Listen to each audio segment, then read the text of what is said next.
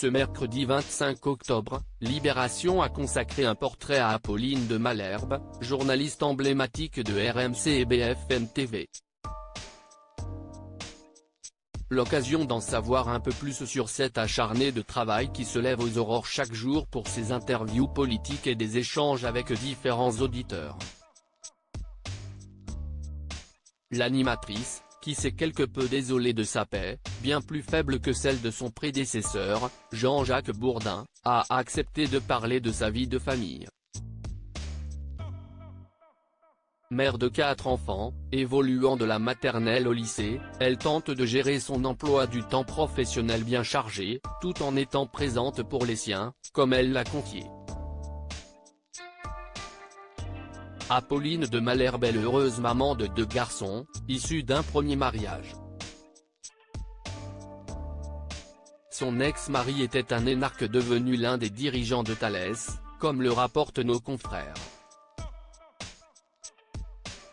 La journaliste a ensuite donné la vie à 2 filles, fruit de son amour pour un homme ayant travaillé dans la politique, en tant qu'ancien chargé de communication de Manuel Valls. Son compagnon actuel a, quant à lui, décidé de prendre un virage professionnel à 180 degrés en reprenant ses études tardivement afin de devenir psychanalyste et psychiatre exerçant à Sainte-Anne. En toute honnêteté, la journaliste de BFM TV s'est livrée sur sa vie familiale heureuse, en révélant qu'avoir des enfants était une évidence. Ça bouscule, ça oblige à sortir de soi, a-t-elle ajouté. Fière de sa famille nombreuse, l'animatrice prend souvent plaisir à faire croire à ses directeurs d'antenne qu'elle est de nouveau enceinte, comme le précise Libération. Supérieure à Léa Salamé, Pascal Praud, Anne-Sophie Lapix.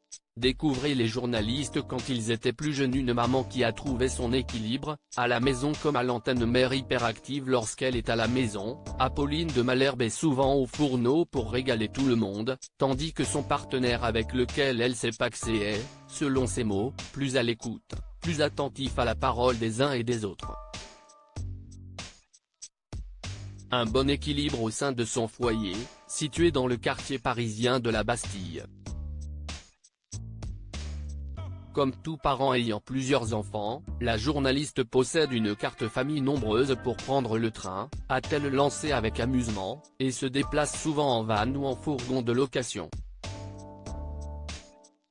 Le 19 octobre dernier, auprès du Figaro cette fois, cette grande travailleuse révélait gérer de main de maître sa vie bordélique qui, elle oblige à jongler au quotidien. Cache, elle ajoutait avoir conscience qu'elle ne serait, jamais une mère parfaite, ni une journaliste parfaite. Et c'est très bien ainsi. Article écrit avec la collaboration de 6 médias Crédit Photo, Coadic Guirec.